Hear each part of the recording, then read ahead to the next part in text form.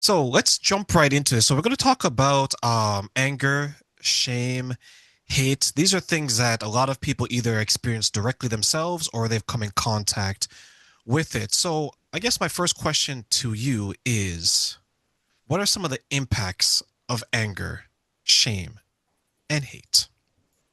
Well, let me refrain what you said. Not a lot of people feel them. Every single person feels those feelings, whether they acknowledge them or not. Because every human has anger, every human struggles with shame, and every human struggles with hate. A lot of people struggle with self hate, which is actually shame. So those are not differing things. And there's no shame in feeling any of those feelings. Those are emotions that all humans have. Well, shame is not technically an emotion, it's a feeling, but they are just normal, natural human feelings. The difference is between them is that anger and hatred are there for a reason. Um, so babies are born into the world with all the emotions, the full gamut, including anger and including hate. And they're there to give us wisdom. They're there. So, just a little bit of background on the hate emotion. So, hatred is the same as disgust. We actually feel it the same way in our body. We usually feel it in our gut. That's where most people feel disgust or hatred. And that's where they feel shame because remember, shame is a type of self disgust or self hatred. So, we feel it in our gut. And if you are walking with a young child and see roadkill, and the child goes, "Ooh, icky." You don't say, "Don't feel that way. Don't say icky. That's wrong." No, you say, "Yes, icky. I like that you are feeling that because that tells you to stay away from that roadkill."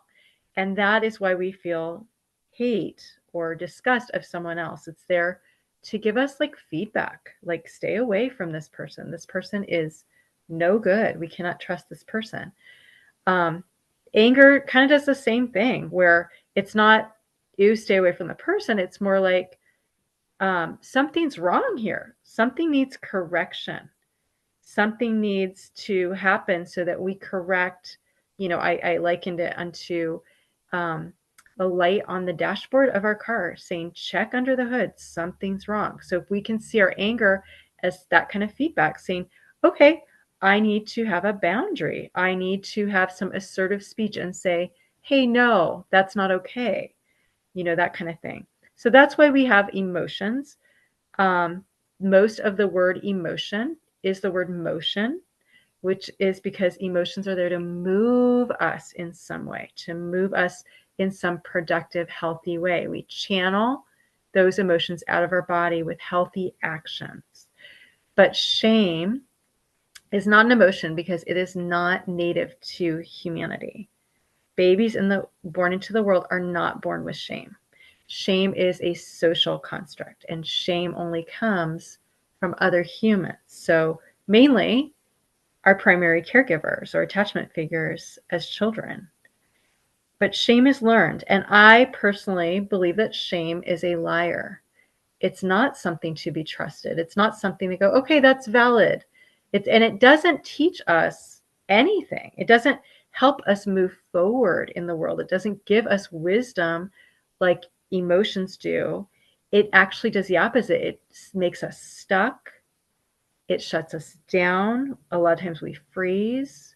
We don't know what's going on all of a sudden, and it is debilitating. So you mentioned shame, and I remember a time where the power, let me rephrase that. Shame was used to deter people from doing certain behaviors. There was a Mm-hmm. certain, in quotations, power to shame. Some Mm-hmm. people say that there was good shame, there was bad shame, and there's maybe shame in between.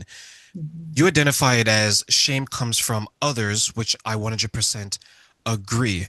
Do you then believe that, or is it possible that external shame can then manifest itself internally into someone and then and that shame could appear in different ways in their life?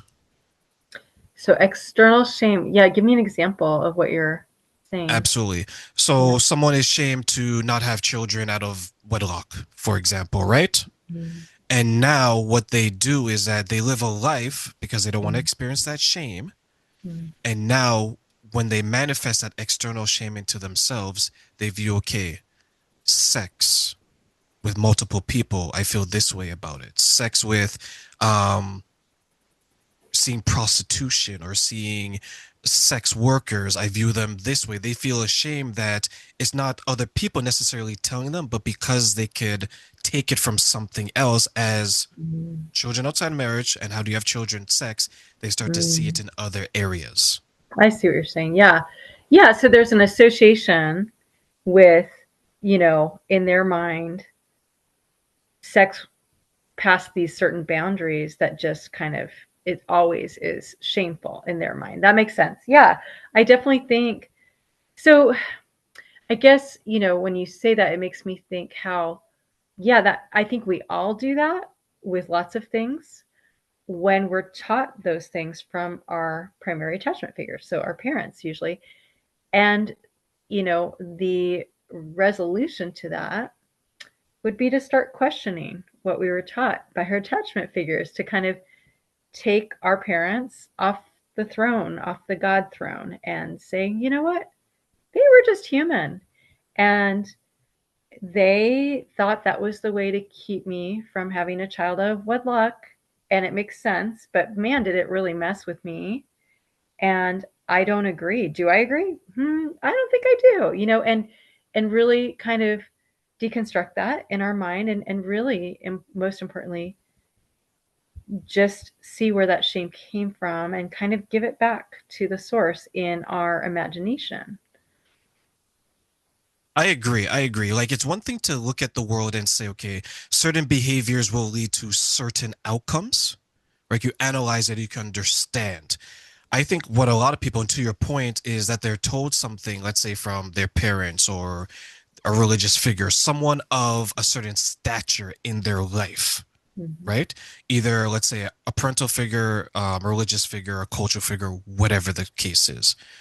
And then we take it as the gospel, but then there's that voice inside of us that's like, I don't know Mm-hmm. about this, right? But the conditioning is so hard for them to break free. What do you think are then some of the obstacles that maybe people face when it comes to questioning some of Mm-hmm. the things that they're taught when it comes to shame, when it comes to Mm-hmm. hate, when it comes to anger that people maybe struggle with to overcome? Yeah. So I think it's really important when you say the conditioning, and I agree, that's the right word. We need to go back to when we first kind of appropriated these beliefs. And so I call that, as a therapist, I call that an imprinting memory. So, if little Terrain was taught at age 8 that, you know, it is so shameful to have a child out of wedlock, and he's making all these associations, we need to go to little Terrain at age 8 and that moment actually. And that's not hard to do. It's not hard to go back to even very early imprinting memories. So, what I do, and I do this on my podcast, I lead my listeners through this exercise that I have started doing the last few years with my clients, because I want everyone to do this for themselves. I want this exercise, but it's called an integration exercise. And so, what we can do, and I do this for myself today, even. So, when we feel shame, so I'll give you an example. A few years ago, I got into an argument with my daughter. And when I cooled down about an hour later, I sat down in this very comfy chair right now, and I just closed my eyes and I kind of revisited our whole conversation and like what it entailed, because I had to kind of unpack it all. It just kind of, went a little haywire. And I realized, okay, I we got in a fight because I could not be in her presence without us talking. And she didn't want to talk. I asked her a few questions. She didn't want to answer them. So I got angry with her. And I realized, oh my God. And so this is what I'm talking about right now, is us reflecting. Humans really need to reflect. I'm not a big proponent necessarily of meditation, but I am of reflection. We need to reflect on ourselves, especially times we find ourselves triggered where we're not ourselves. We need to reflect on those and unpack them and learn about ourselves. So, anyway, I realized through this reflection, I am so triggered when I am in the presence of another person and it's silent.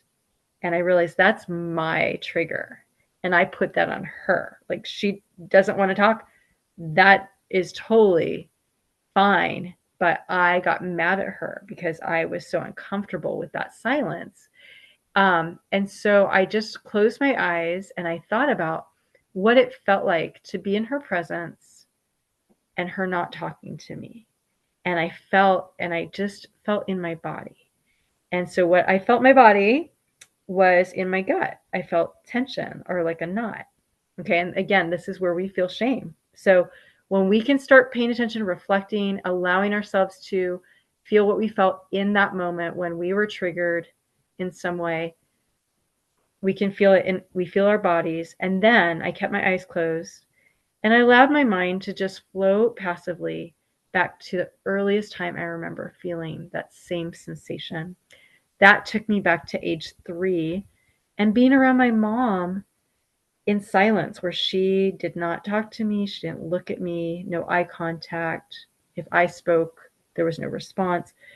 And so I then imagine my adult self entering that memory, going to little Bronwyn, getting down on her level, looking her in the eyes and saying, "Little Bronwyn, I see you and I see how you feel like you don't matter.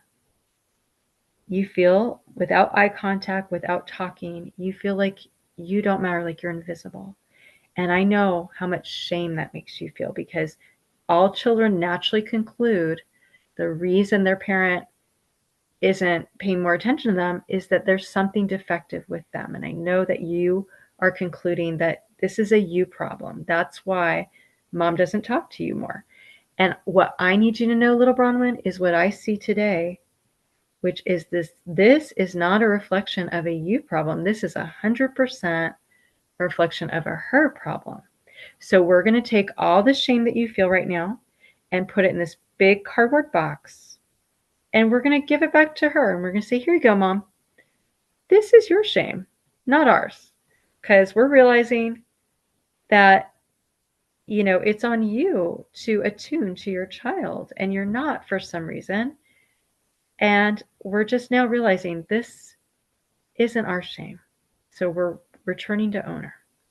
And then I do more, but I'll just kind of leave it there. But basically, this integration exercise we can all do for ourselves. And we will have multiple imprinting memories. But each time we do this kind of exercise, that shame gets dislodged forever from that particular trigger. And if we work through every time we're triggered in the present, it is an opportunity to dislodge shame permanently from our whole being. Is that then difficult for some people to do, to identify, try to work through it and say, okay, maybe this isn't my to bear, this is someone else's, and I give it back to you? I have not found that difficult for anyone to do. If you feel uncomfortable giving it back to the parent in this imagination exercise, we can also just throw the box of shame into the middle of the ocean. Oh yeah, I think that's like a safe place. Let someone else discover that treasure, right? For lack of a better word. Because if I look at Yeah. like my life, you mentioned like childhood, and I think so many of our struggles come from our childhood, right? Oh, yeah. Especially when they're unresolved. Um, what can someone do then to help them identify what is impacting them from their childhood in their adulthood? Yeah, so that's how I see triggers as being so beneficial. I know none of us like being triggered. I sure don't. But every time we are, it is an opportunity for us to go back to it. If when we take time to reflect, when we take time to feel it in our body, like an hour or two later, whenever that is, it doesn't have to be an hour or two later, it can be days later. But when we reflect on that, when we allow ourselves to feel what we felt like when that person, you know, we felt humiliated by that person for whatever reason or whatever happened, we can go back to an imprinting memory, and it gives us an opportunity to set the record straight and remove this shame that doesn't belong, that is not native. It's not supposed to be there. And the other thing I was going to say is, it is when we're children usually that this happens, and it's because children have zero objectivity. So if we have a mom who has postpartum depression, the child isn't able to say, "Oh, mom never attunes to me because she's depressed." No, children don't have that objectivity. When we're adults, we can see that very clearly in hindsight. Mom was really struggling herself, blah, blah, blah. But a child always takes away, I'm the problem, I'm defective, I'm lacking. And that's hard, right? Because in this part of the world, and I went through this really young or younger than maybe a lot of people do, is that you have to realize that your parents are people. They're not Mm-hmm. perfect. You have to take them out of the glass box, I like to say, and just view them as just regular people. But for some people, that's a struggle. I've heard, and maybe you've heard this, Bronwyn, that people say that, oh, that's just my mom, that's my just my dad, and they're doing the most toxic of behaviors, the most chaotic things to other people, but we justify it, we dismiss it just by saying that they're our parents.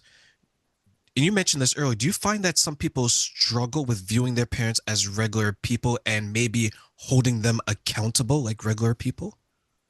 Yeah, I do. I mean, I have people who only come to me for a session or two and then they bounce because they are not wanting to see their parents as they really are. And the reason for that, Train, I believe, at least in my situation, um, is they don't want to feel the feelings that they would feel if they took their parents off the God throne, because they'd feel a lot of anger, they'd feel some rage, they might feel a lot of hatred, and they don't want to feel the shame that they already feel. So they're just dissociating. That's a way for us to all dissociate from our feelings. And dissociation, can serve temporarily to, it can serve us in a way, but it's also what we call denial. It's also a way to deceive ourselves, and it will ultimately hurt us. And I'll tell you how it will hurt us.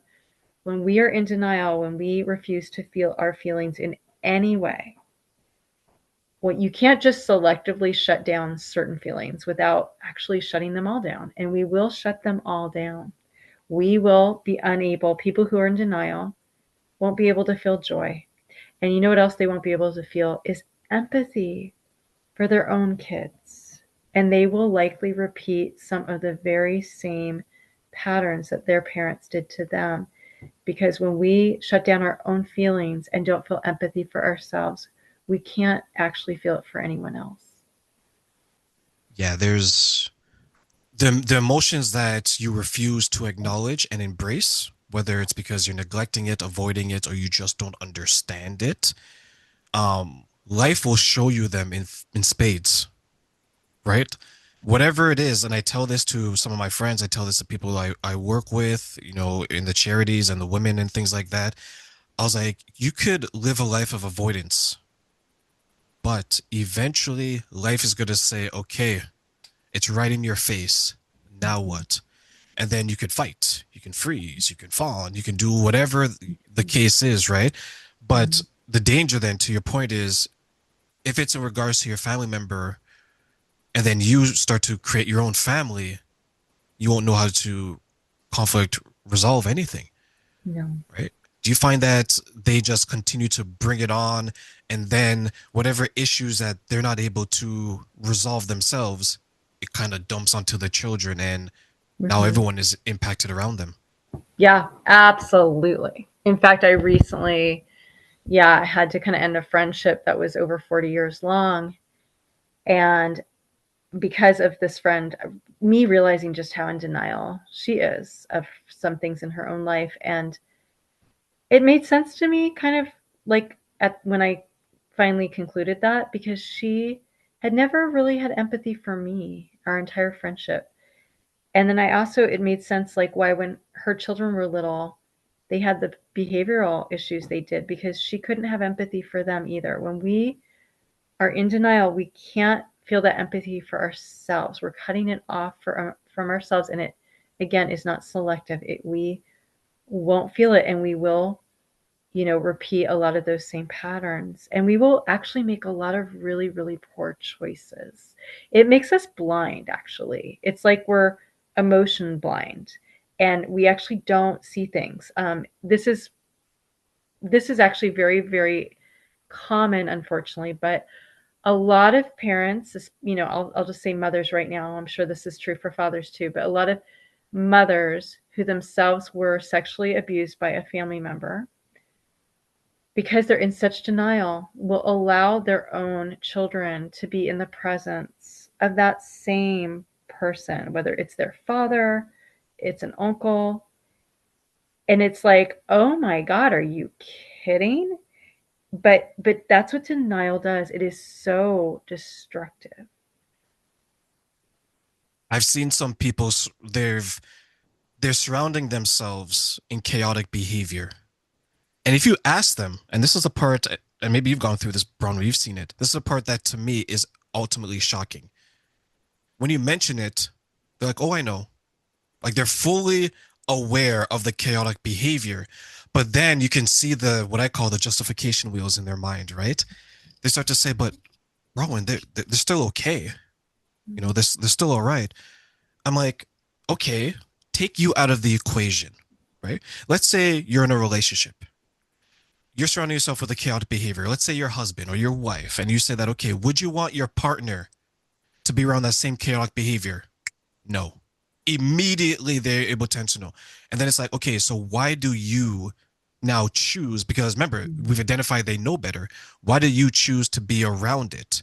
Because you allowing yourself to be around it, Mm-hmm. you're taking on some of that and then you're going to spread it to other people, either knowingly or unknowingly, Mm-hmm. right? And I find that people who do that, when I've traced it back, it's because when you look at their own personal life, that's their normal, right? Mm-hmm. All they know is that toxic behavior, to your point, right? All they know is maybe the sexual abuse. All they know is the physical abuse. All they know is the Mm-hmm. financial abuse, right? Mm-hmm. So they'll surround themselves, I use financial abuse. They're on surround themselves with people that is always going to take. Can you give me $5? Can you give me $100? And and for them, it's easier for them to give the money, knowing that they're enabling the behavior. But if you were to ask them to say, okay, you know what? Let's communicate better. They struggle. They freeze up. They don't know what to do, right? Entertaining bad behavior, they can do it very easily. Entertaining good behavior, they freeze, they struggle. Then I guess my question is, do you find that some people, it's easier for them to live in chaos Mm-hmm. than it is for them to live in a more positive type of life? Yeah, yeah. And what I'm hearing, what you're saying, that example is very good. I would say the reason it's easier to live with that bad behavior is there's no vulnerability, there's no risk of heartache, there's no risk of like opening up and being hurt. But good behavior, oh, that's scary because I could start to really like feel this, and this could feel good, and then it could be taken away from me, and that's a risk I'm just not willing to take. Yeah, vulnerability for a lot of people who maybe haven't done the work, it's like one of the scariest things. Mm-hmm. And there Yes. were, why do you think some people look at vulnerability as such a terrifying act or place to be in? Yeah. So I would say, okay, so when we feel a painful feeling emotionally, when we feel it in isolation, it is overwhelming. It is so incredibly, ridiculously painful. But when we share it with someone, when we feel it together, where someone feels it with us, what's shareable is bearable. And so when you know, if we had a caregiver attachment figure who had empathy, who felt our feelings with us, we know how good it feels to share our feelings with someone else and how that takes the pain away. But if we never experienced that, if all we experienced is psychological pain in isolation and no one ever shared it, attuned to us, showed empathy to us, we don't know how good it can feel. We don't know that that can go away. And so we shut ourselves down. We refuse to feel it. It's too scary. Where do you then think that originates from? Just our experience. That's all we've known. Okay, that would make sense because if we're not experiencing something, then we're ill equipped to maybe handle it. But then, if that's the case, why do so many people, knowing this, don't do the work to maybe accomplish or maybe obtain the tools to make sure that they're living the best versions of themselves that they can? Yeah. So basically, I would say that in our earliest years, that first couple years of life, if we had a good enough attachment figure, so someone who helped us feel like we mattered consistently, we felt consistently attuned to, consistently comforted, we learned that what's shareable is bearable during those first few years. That is a very, very powerful imprint that a human will carry with them throughout the rest of their life. We also, a human that had that experience will also learn that they can trust other humans. Now, unfortunately, not all humans have that experience. And the ones who don't have the consistent or good enough, it doesn't have to be perfect, but good enough experience of an attachment figure who is attuning to them consistently, don't learn to trust, and they don't trust other people. They don't want to share their feelings because they don't believe that other person will be trustworthy and they will get hurt in the process. So it's too frightening for many people. Someone once shared with me that she struggled with her emotions. And one of the reasons why she struggled is because she always had to be protective of it because she viewed vulnerability as a weakness. Mm-hmm. Her experiences, to your point, right, Mm-hmm. put her in a situation to identify that it's a weakness. So she put it as she was always in survival mode. Mm-hmm. Now, anytime you're in survival mode, it's either you're surviving because you're their protector, or you hopefully get to the point where you can have yourself and someone else provide the safety for you together. Mm-hmm. So I share this because when she came in contact with someone that was in a position to make her feel safe, provide security, and things like that, she was like, she began to freeze, right? Because it's foreign to her, right? So now she's in a position to say, okay, if I'm going to embrace this, I need to be vulnerable, and vulnerable is scary because I'm always in survival mode. Mm-hmm. If I have this person take me out of survival mode, Bronwyn, what does this life look like? I've never seen it. So Mm-hmm. now she's like, I know what this life is. As bad as it may be, as hurtful as it is, as many tears have I cried, Mm-hmm. I've gotten used to it. Mm-hmm. Now that someone else is trying to do for me what I've always been able to do for myself, whether I wanted to or not, I don't know where that's going to lead. Do you see some of the people that you work with, or maybe people in general, they're afraid of the future no matter how good it looks because they become comfortable in their current situation, no matter how bad that it is? Yeah. So we have a saying in, people who are psychodynamic oriented therapists that they're just not ready. And so the people, like I mentioned, that come to me for therapy and then they bounce after session one or two, and there's a lot of those, we say they're just not ready. And for a while, I kind of questioned that. I'm like, that just seems like a euphemism for us to feel better as therapists that, they're just not ready. But then I really thought about it and I thought, no, actually, I'll give you an example. I have a friend who's a therapist now herself, and she talked about how before she became a therapist, she needed a therapist. And that therapist helped her divorce her then husband. And she like was reflecting back and she goes, I actually to this day still can't believe I left him.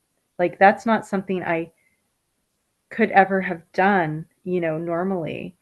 And then she thought about it and she thought, I said, yeah, how did you end up doing that? That's phenomenal. And she said, I guess it had to get so bad that me not leaving him would be worse than the pain of me leaving him. And then we were both like, okay, that's it. That's when you were ready. And, so Train, you're younger than me. I hate to pull the age card here, but like, honestly, it took me just a few years ago, and I'm in my mid 50s, to kind of come to a place where I was ready for a lot of things, to see a lot of things. And yeah, it kind of was the same thing where it had to get so bad that, okay, there's a quote by Anais Nin that's really famous, and I'm going to butcher it, but it basically, she says something like, the time came when it was more painful for the bud to remain a bud than for it to blossom, right? Or for it to flower. And that's kind of the thing. I think there's a time in all of our lives where it's like, okay, I really don't want to do this, but I really can't stay where I'm at either. So I'm ready. I'm ready to, dive under. Do you then think it's more so an event that happens to someone or a conversation within them, or maybe a little bit of both? I think it's probably a series of small events that lead up to eventually a big fat ugly event.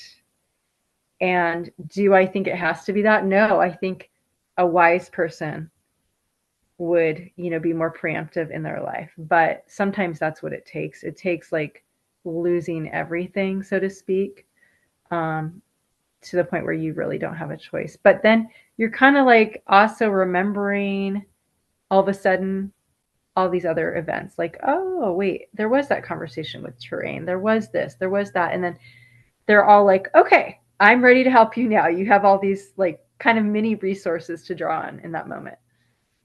It reminds me of like addicts, right? Where they have to hit rock bottom It's and their exactly rock it. bottom is different. Like, and then they'll say, okay, this is my rock bottom. Now I'm ready to hear because they were always listening to it, but to them it was just noise.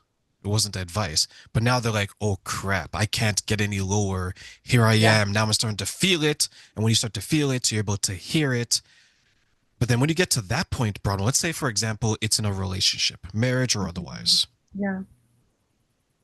The person who is the partner of the person who's going through all of that, what advice would you give to them who's observing it and maybe they're not able to help in the way they want to do and maybe they feel guilt or shame, to use that word, if they were to leave when this person at their lowest point? How would you counsel them? Yeah. Well, okay. I don't know about partnership. I will say an ultimatum is really a beautiful thing, giving someone an ultimatum. So, um, a few years ago, I finally was able to see just how toxic my father really is. And I documented every memory I could think of, which, I ended up having many, many, many pages of documented memories. And I shared them with him in emails, one after another.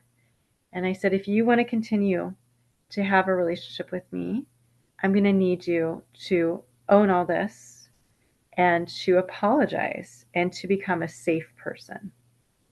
If you do not, then we will not have a relationship anymore. The ball is in your court. I really hope you choose the former. Well, he didn't. And it's been several years now since I've talked to him.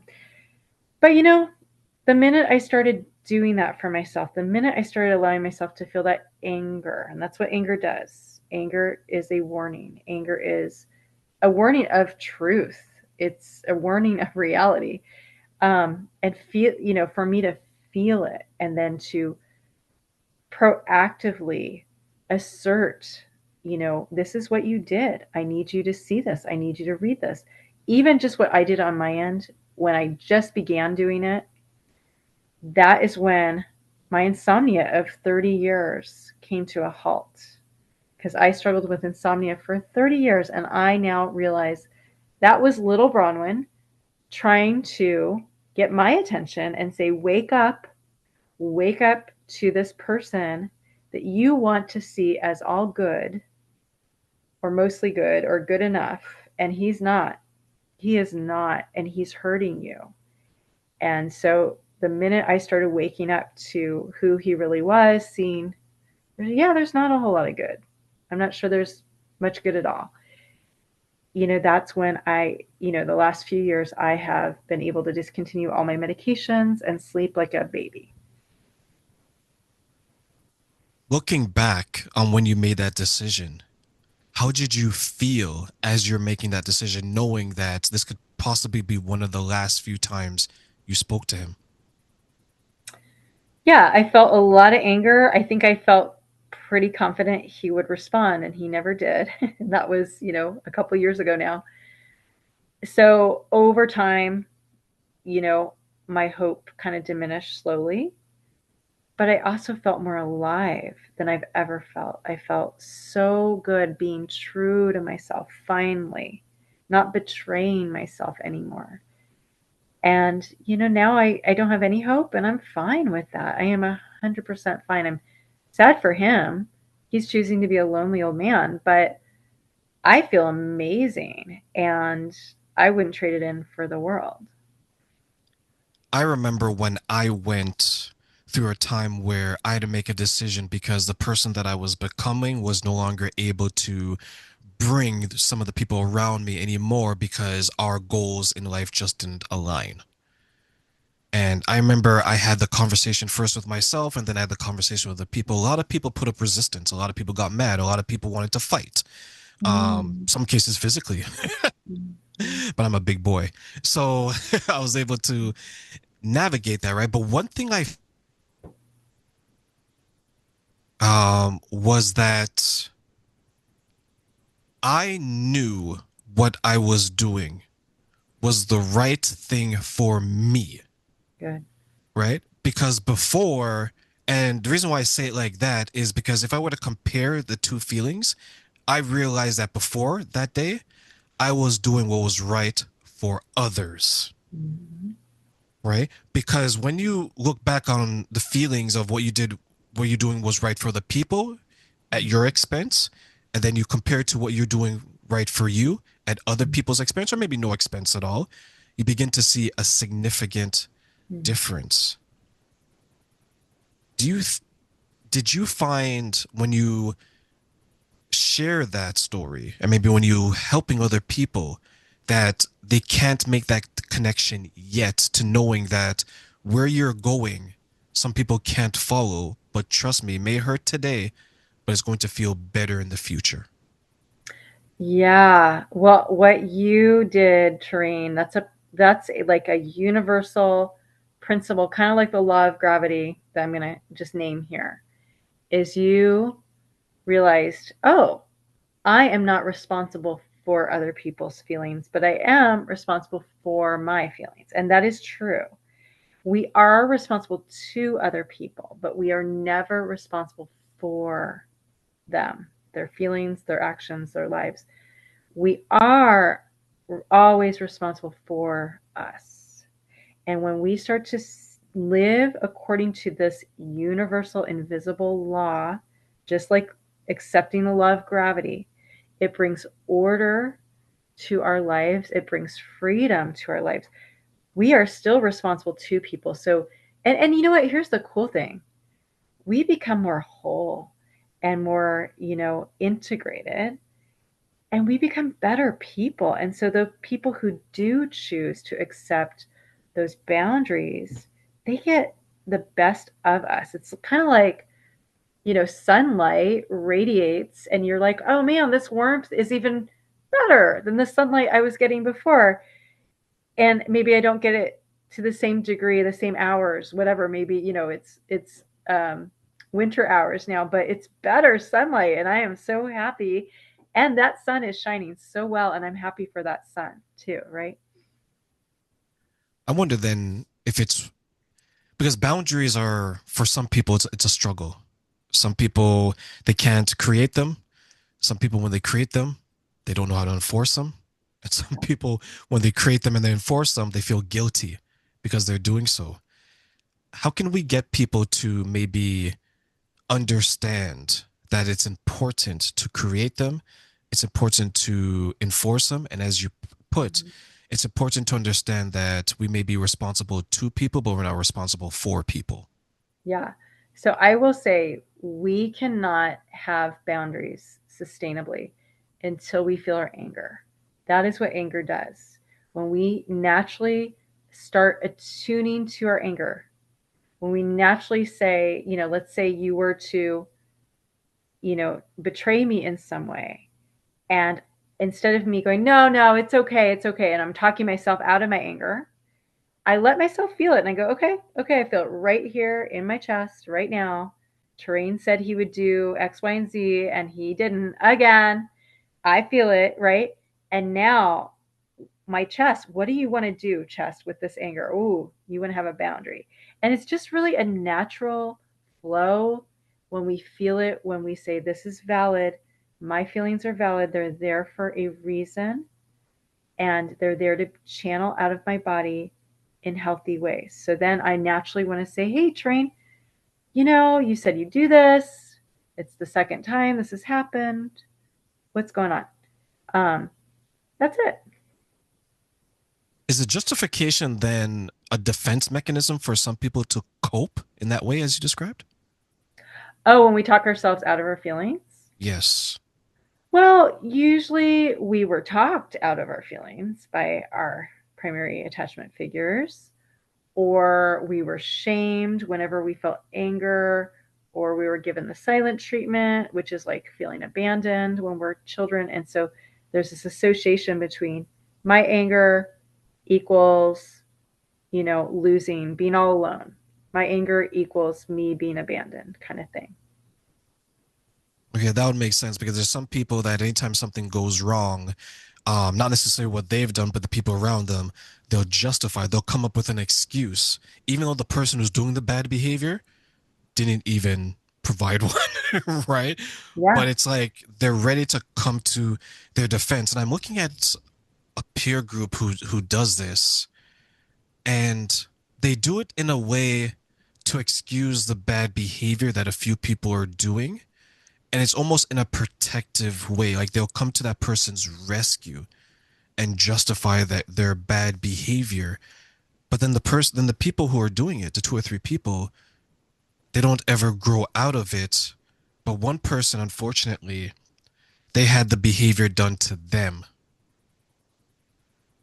And then what happened? Sorry, one of the people who was justifying it, they had that bad behavior done to them, right? Oh, I see. Okay. And no one came to that person's defense. And they're left thinking, here I am being a protector, but yet when it's done to me, no one is around. What are your thoughts on that? So you're saying the person who would justify the abusive behavior was himself or herself abused by that person. By someone else outside the group, and the people in the group were, sorry, by someone else inside of the group, and no one came to their aid. Oh, interesting. Well, I would hope that person feels some healthy anger and says, okay, this is waking me up right now. This is showing me the truth, and I can like reassess, what am I doing? This is how this feels. This is what I've been contributing to. And that's the part that's tough, right? Because for some people, to your point, what we talked about earlier, they have to go through it. And the sad thing is, in that situation, when they were going through it, immediately they felt alone. Like that's the first thing they can feel, right? Because no one is coming Mm-hmm. to their aid. So I remember when they shared it to me, I was talking to them. I was like, well, there's one thing that I'm going to ask you, and this is probably going to hurt. And the person asked what? I was like, how do you view them now? Right? The people that you're around for, it's only a few years, but you know what?